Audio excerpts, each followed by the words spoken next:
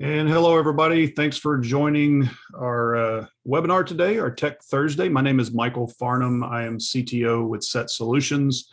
Appreciate you joining us today. So real quick, I want to talk about some Tech Thursday concept and then some of the housekeeping items. First of all, for Tech Thursday, so if you haven't joined one of these before, basically what this is an outside view to our customers of how we at Set Solutions stay updated with our partners. So Palo Alto is a huge partner of ours. We've done a lot with them over a lot of years. And we obviously want to stay updated with their technology and everything that they're doing going into the future and what they have right now. And this is one of the ways we do it. And what we decided to do a while back was open this up for our customers to get a good view of that as well. So that's what you're seeing today. So thanks again for joining us. Quick housekeeping, you should have received a lunch gift card for this session when you registered. If you have not received that, please talk to Lauren where the invite came from. She will be able to get that for you. Also, at the end of this, we will be sending out the recording and we'll be sending out the presentation. And along with that, you'll have a questionnaire. If you would please answer that questionnaire, it should take you less than 5 minutes, even that much, probably just a couple of minutes. Really helps us gauge your interest, gauge the anything we need to change in the future. And by answering that, you'll be entered into a drawing to win a $100 Amazon gift card. Always good for all kinds of stuff. So please answer that. We really would appreciate it. And again, you'll get the recording and the slide deck. So as we go through the discussion, if you have any questions, generally we save questions until the end of the discussion. If something comes up that's really compelling that we want to interrupt Evan on, we will do that. But generally we'll answer all those at the end.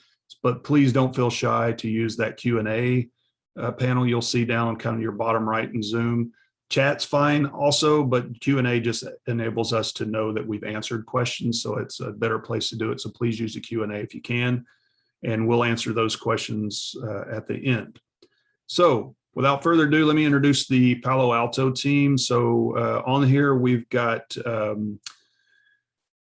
few people that are around Prisma Access and some that are in general. So we've got Bob Gardner on. Bob is in the Prisma Access sales specialist arena. He is really focused on Prisma Access and everything around SASE.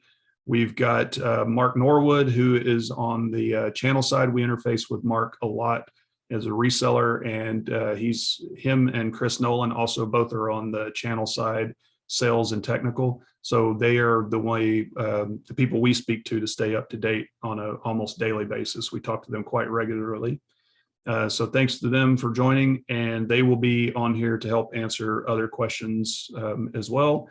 And then last but definitely not least, our presenter, Evan Safdia, is going to be presenting all around Prisma Access. Evan is a SE specialist in Prisma Access and SASE. You can see his title down there in the slide deck. So I'm going to shut up. I'm going to let Evan do his thing. And again, use that Q&A panel to ask any questions and we'll get going. All right. Thanks, Michael. So hi, everyone. Thank you for joining us here.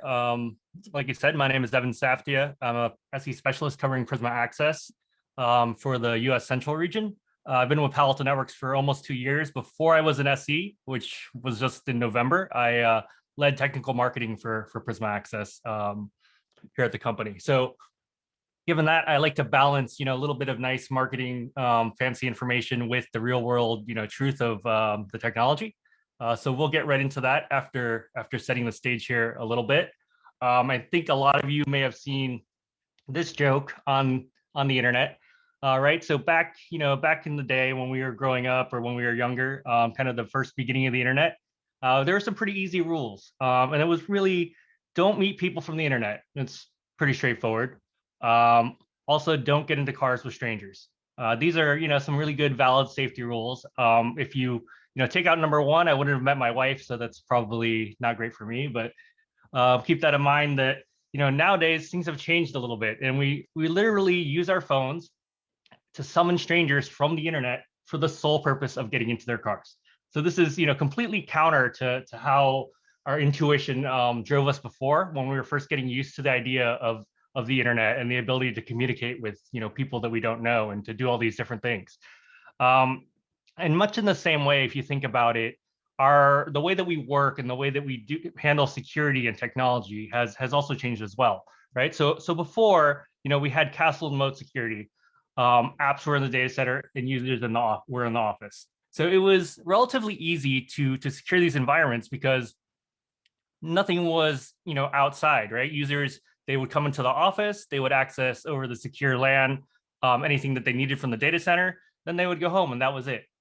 But things have changed quite a bit since then, right? And now we have, digital transformation, right? You're carrying a tiny computer with you everywhere. You're probably spending more time on your phone than you are on your laptop or, almost any other form of media or multimedia. Apps exist everywhere, right? They're in your data center. Some of them are in the public cloud. A lot of them are SaaS now. So really, it's a whole different experience and it's a whole different concept for securing these kinds of things. And then as last year have shown us, users are mobile more than ever.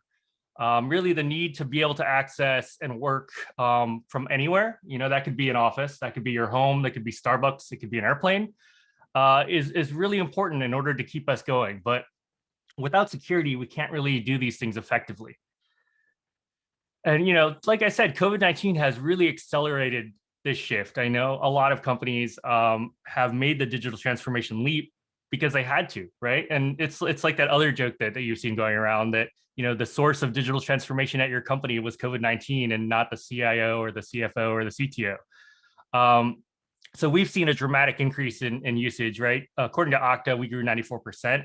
We're their fastest growing access and security solution, as well as, rapid increase of full-time remote employees jumping to 61% as businesses are struggling to stay afloat with, the quarantines and all of that. Here in Texas, we're just opening up. So it's, things are starting to change a little bit, but I think we'll see a permanent shift towards accepting remote work that we didn't see before. And 73% of executives who have adopted digital transformation in response to COVID say it was a success. So I imagine that a good portion of them will see the value in keeping this and keep going with remote work. And what does this mean to organizations, right? Remote workers are far more productive than your typical office workers, right? 35 to 40% more productive. And I'll say this because I used to be an office worker for years until 5 or 6 years ago, and I get it. I'd show up to work, I'd get a coffee, I'd talk with my coworkers, I'd go to a meeting that should have been an email, I'd do a little bit of work, I'd get lunch, I'd get some more coffee, right? So when you're home, you kind of get a better balance. You spend less time doing things that aren't work, and sometimes you might even lose track of time and spend too much time working. 54% of employees would change jobs for more flexibility. I think, nowadays we have to have flexibility in our jobs in order to get things done. We are handling so much that we can't sit in a cubicle, all the time, right? You can't spend 60 hours a week in a cubicle. You really have to balance it out with your personal life. And then on average, right, organizations are saving $11,000 per year. And that's for a part-time telecommuter. So the savings is higher for a full-time remote worker. So what that means is, there's less environmental impact because less office space, less commuting, and, cost savings, which lead to better outcomes. So, and if you think about this in the context of the digital transformation world that we live in today, you really, as an organization, have access to better talent, right? I mean, I work for Palo Alto Networks, which is headquartered in Santa Clara, California, and I have no desire to live in California, and especially not in Santa Clara, right? So I live near Houston, and I'm more than happy to work remotely for this company. So that being said, right, legacy network and cloud security isn't ready. So a diagram like this might look familiar to you. You might have encountered it. It might be your current environment. It might be something you built. But if you think about it, we've taken that castle and moat approach to security, and then we've tried to scale it and bolt on things in order to address the current situation with cloud adoption and user mobility, right? So we've added, proxy, CASB. We still have a bunch of firewalls out there. We have MPLS. And then what this really leads to is inconsistent security posture. So we have a lot of gaps. We have a lot of things that are at risk. And then on top of that, we really have a poor user experience. Users don't know, when they should turn on their VPN and when they should turn it off. It's slow, and they blame certain things that they don't understand, all the things in between them and the app they're trying to access. And then probably the number one is complexity, right? I don't think very many of the customers that I talk to have a ton of free time. They have too many projects and they're trying to get things done. So for you, if you're very busy already, managing a complex environment like this is really only taking more of your time away. And that's time that you could be spending on other projects, or, even enjoying life a little bit. So it's really time for a new approach. And I think that we've done a great job here. And what it really is about is delivering a security service from the cloud that provides complete security, right? So not just, sandboxing and DLP, but really protection for all ports and protocols and for all users, no matter where they are, right? And on top of that, if it's not usable, right, if the performance is very bad, your users are going to complain and you're going to be in trouble, right? So really, we also have a focus on delivering an exceptional user experience, across the board. So this is where I want to introduce to you Prisma Access and SD-WAN. I'm not sure how familiar everyone is with this. It's gained a lot of momentum within our company over the past couple of years. So we've really put a lot of development into this. As you guys know, we acquired CloudGenix, which is now known as Prisma SD-WAN. Stand by for another 5 name changes probably in the next couple of years, but right now it's Prisma SD-WAN. And this is what Gartner calls a SASE solution, right? Or Secure Access Service Edge. So it's really a cohesive idea about networking and security components converging and being cloud delivered. So what we see here is kind of a brief overview of our Prisma Access and Prisma SD-WAN platform. And it's the most comprehensive solution available on the market. So what that means is that, from us, Palo Alto Networks, a single vendor, you can get SD-WAN, you can layer in security, you can get API-based out-of-band protection, as well as some other things that we're layering in, like autonomous digital experience management, which we'll talk more about in a little bit. So I just want to check in and see if we had any questions or anything going on, but let me know, guys, if you need me to pause at all. No questions yet. All right, I'm just that good. Full steam ahead. So Prisma Access was built to leverage the public cloud. So what it's really comes down to is it is a service. So you consume security as a service. We handle all the scaling and all of that effort, and we automatically scale up for you on the public cloud. And we deliver the same capabilities that if you're an existing Palo Alto Networks customer that you're familiar with from using our next generation firewalls. And on top of that, we use Google's fiber network as our backbone to guarantee strong performance for your users. So we have 100 plus locations in 76 countries. That allows you to localize your users appropriately, and also deliver to them, the experience that they expect. So in using Prisma Access, if you're a current customer and you're super comfortable with Panorama and you have it deployed already, you can keep using Panorama. So you can manage your next generation firewalls and Prisma Access side by side. And this allows you to easily, see what your policies are, migrate policies between the two types of devices, and, kind of gives you a single pane of glass to do everything. Now, let's say you're new to Palo Alto Networks as a company and you're not an existing, next generation firewall customer. We also have our cloud management portal, which is undergoing a lot of development, and eventually it'll be able to manage the next generation firewalls as well. But in today's state, it's a really nice and easy way to adopt Prisma Access without having to stand up Panorama. So here I'm going to review some of the selected capabilities of Prisma Access. It really is a robust service, and there's a ton of functionality. So we've selected some of the most exciting and the newest features to go over, but there definitely are tons of other features in the product if you want to look into it.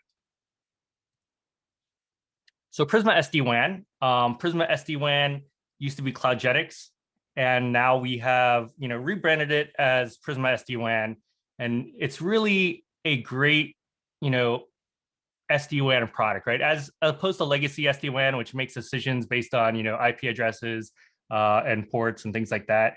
Prisma SD-WAN is layer 7 aware and makes smarter decisions and provides better context to IT teams. Additionally, being that it's from Palo Alto Networks, it integrates seamlessly with Prisma Access, allowing you to do zero-touch provisioning from your branch locations to the cloud. And this really, is a great selling point for us, because our customers typically see a reduction in cost when they adopt Prisma Access and Prisma SD-WAN, as opposed to having to, spend money on an additional service. So it looks like there is a question about the Panorama plugin working with the Appliance. So yes, the Panorama plugin does work with the Appliance. The minimum PanOS version to run Prisma Access will vary based on which version of Prisma Access you're using. I want to say it's 9.0, but I'll have to confirm that offline. So Cloud Blades architecture. If you are familiar with CloudGenix, you might know this term Cloud Blades. So they're really kind of API-based brokers that exist to seamlessly stitch together things for you in the cloud, if that makes sense. So what we've done is we've extended this architecture to Prisma Access now for our integration with RBI, or remote browser isolation vendors. And this will allow you to seamlessly integrate these RBI vendors into your deployment, and even allow you to do things like provision policies to launch certain applications, web applications, using remote browser isolation.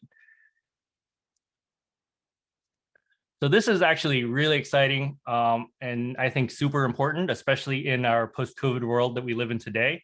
So we acquired a company a little bit ago called Sanefa. I don't think anyone knows how to say that except for the guys who work there.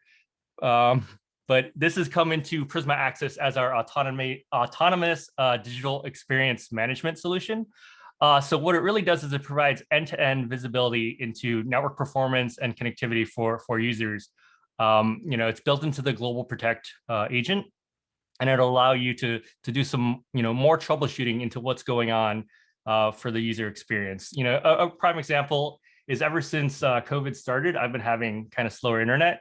And this would have been a great tool to kind of see what's going on, but it can definitely tell you if your users are experiencing maybe a low Wi-Fi signal, or other things like that are going on, to give you visibility and help support them as we try and work remotely.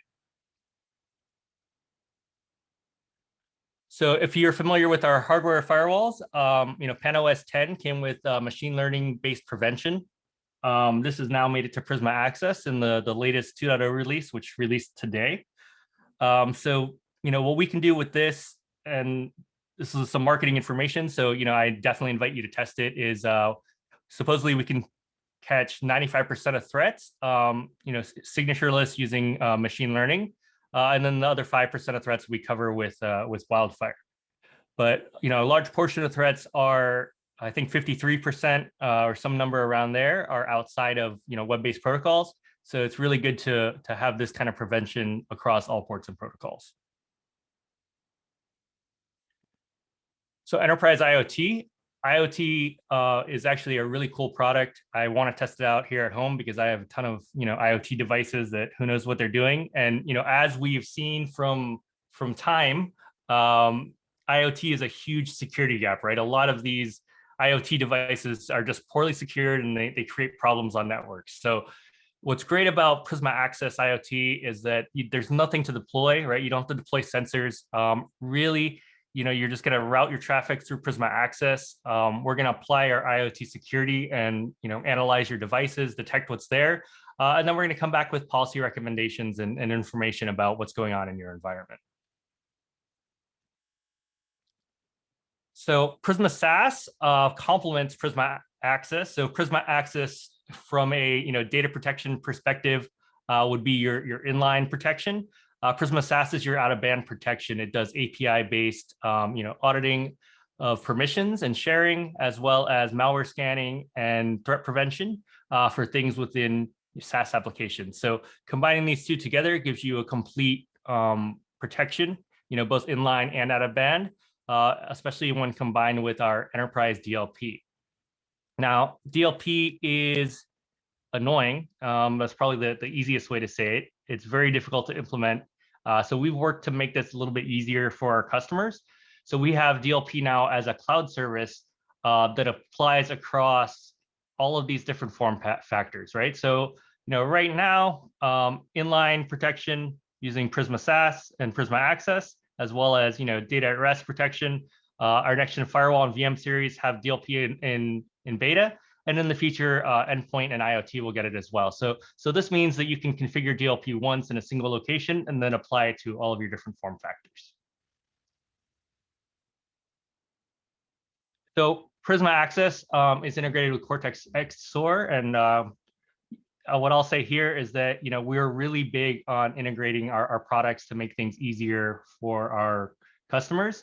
So instead of having to acquire, a product and then kind of stitch together products from other vendors in an effort to make it work and get the outcome you want, our products integrate naturally, right? So Prisma Access uses the Cortex data lake for logging. And what this can do is, automatic remediation and response based on information that the service is receiving from Prisma Access. So if you're an XSOAR customer or you're thinking of adopting XSOAR, Prisma Access easily feeds into that, just like our next generation firewall, and really allows you, a quick response and remediation of threats as they happen. So just a quick summary of what we talked about with Prisma Access.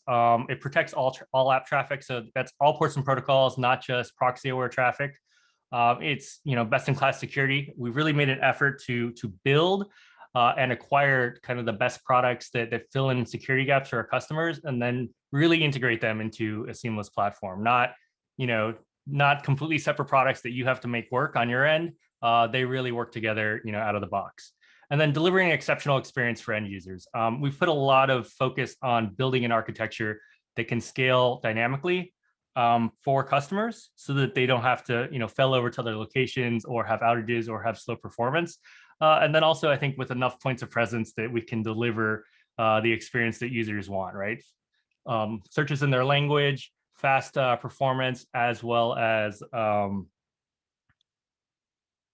just lost it, but you get the idea. I'll stop rambling.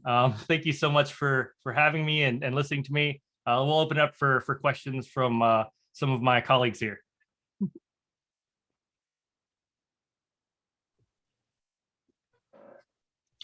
Thanks, Evan. Appreciate you putting that together. So I don't know if anybody on the panel has any questions. Well, not really a panel because you're the main presenter, but Chris or Bob or Mark. Actually, one of the questions I had, or more of the comment, was to your point there at the end. Some of the customers we have, a lot of our customers actually are large international firms that are either headquartered out of Houston or have operations teams here. So the comment is that large point of presence that you have and the multi-language support, that kind of thing, how important that was for those customers.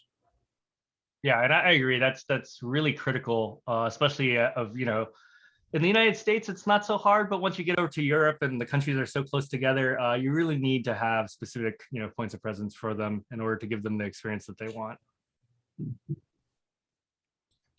Hey, Evan, this is Mark. So I have a question for you. Can you kind of share a little bit more details on how this is deployed? Is it is it easy? Is it hard? What's involved from that perspective? Yeah, absolutely. So, easy and hard is relative. I'll say that our customers can move at their own pace when, they're deploying Prisma Access. We have a customer here in Houston that, scaled to 60,000 users in less than 2 weeks. So really, the limit is how comfortable and how ready you are to deploy the product. And that's your limit on time, right? So the service scales automatically based on your needs. So there's no hardware to deploy. There's nothing like that.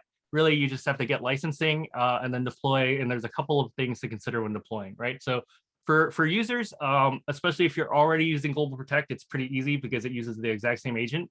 Just you'll change a gateway and a portal address and be up and running. Build some policies. For remote networks, you create an IPsec tunnel. So IPsec tunnels come with some constraints based on how many you need and what they do. But They're quick to build, and they can be built from any device. It doesn't have to be our firewall or our hardware specifically. It can be any device that does IPsec. And then new as of like right now, we've added an additional proxy onboarding method. So I want to make sure that it's clear that we don't, want you to solely use the proxy onboarding method, obviously, because that takes off a good amount of your traffic that you'll lose visibility into. But the idea is if that you're currently using a proxy, or you have a need to, have a deployment with pack files, you can easily adopt Prisma Access, and then, consider moving to a full ports and all ports and protocols deployment at some point later on. Looks like that's all the questions in there. Would be finishing up a little early if there's no other questions. Evan, is there any other expansion you think on what you've said that would help everybody clarify some of those, just kind of help from a deployment standpoint, or anything else? So I can't think of anything off the top of my head, but I'm also, a little in my head with the presentation. If, Bob or Chris, you have anything, Mark, that you think that we could talk about, I'm happy to do it.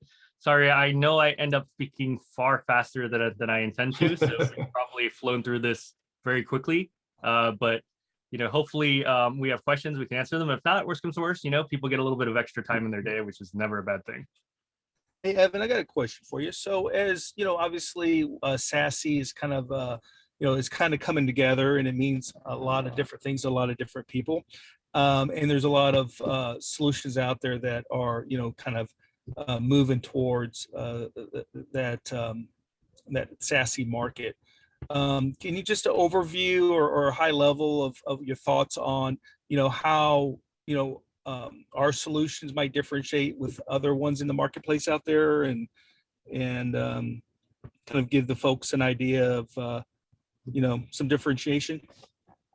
Yeah. So I'll say that our primary differentiator is in how we architected Prisma Access. So we started day one thinking about scale and thinking about, what would happen if you buy a product and then your company doubles, or maybe the amount of people you have working remotely, greatly increases, or maybe your users all, you really relocate out of California to Texas and you have to move all your users at one time.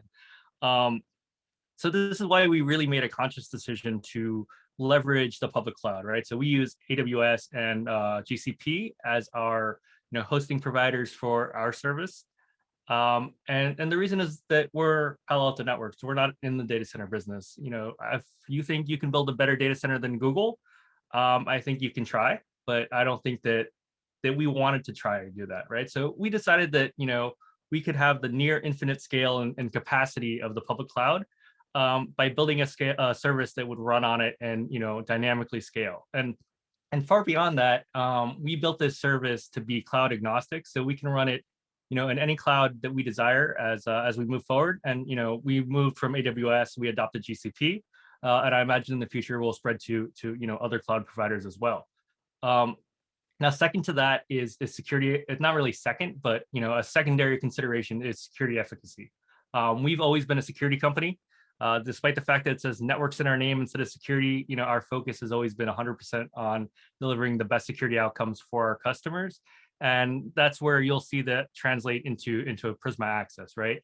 It provides all ports and protocol coverage, which a lot of, our competition doesn't. They focus, solely on proxy, which is valid. I mean, especially today, a lot of people are using, a lot more web traffic than they were historically. But there's other threat factors and other things to consider there as well. So you really need that full picture of all ports and protocols. And then the next thing is, like beyond that, just the number of threats that we catch and the sheer volume of information that we analyze in order to do threat prevention.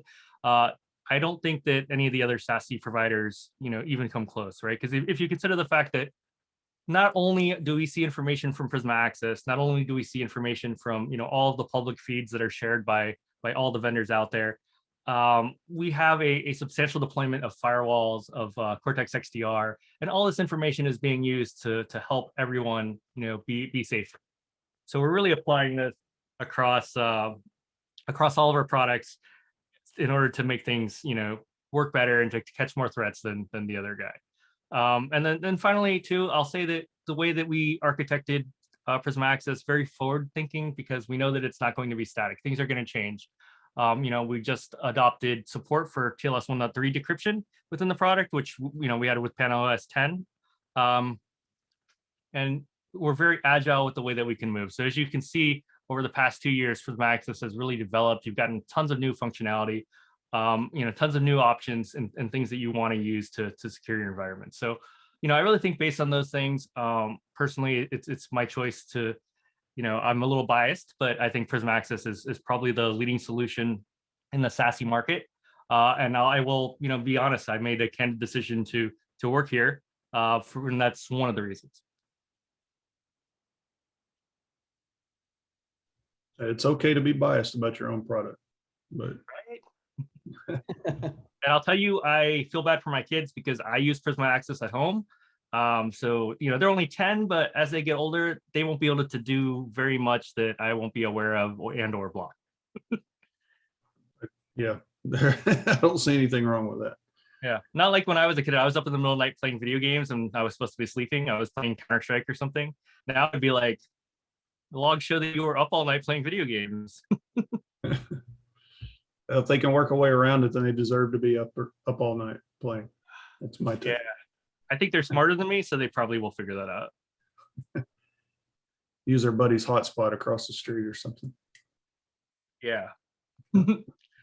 So that being said, if you do have more interest in Prisma Access, working with Set Solutions, they're a great partner and they can help you with any questions that you have, as well as, we could definitely do a proof of concept for you, or, we have this concept of a thing called a UTD, which is a lab. We could do that as well. So just some options out there for you to experience, SASE in general. It's, relatively new concept and not everyone is super comfortable yet with, outsourcing the bulk of their security to a cloud provider, which I understand. Sometimes you want to be in control, but sometimes it's nice to have certain things that just work. Yep. Yeah, and from our perspective, everybody on the call, that's a really good point, Evan. I mean, the partnership level, Palo is our largest partner that we have. We do a lot with them. We're a regional player. Obviously, everybody that's on here knows we're based out of Houston, but we have what we call a super regional presence, and Palo, the relationship we have with Palo is very high level partnership, and we've got a lot of expertise on staff to help with that. So definitely able to help there. If that's all the questions, definitely, Todd, please follow up with us with your account manager, and we can get into that discussion that you asked from the comparison. Happy to answer that question for you. But if we don't have any more questions, then I think we'll wrap this up, give everybody a little bit of time in their day. As a wrap up, just want to say thanks to everybody at Palo for joining this and for the partnership. Evan, thank you very much for the presentation. We will again be sending out the deck and the presentation to everybody that's registered. So please be on the lookout for that and the questionnaire and get entered into that $100 Amazon gift card. And if you've got any questions for us about Palo Alto, about Prisma Access, any of that, you please reach out to your account manager or reach out to Lauren to get in contact with whoever you need to get in contact with internally. Happy to help you out. So everybody have a good rest of your day. Thank you very much. Thanks, Michael. Thanks, everyone.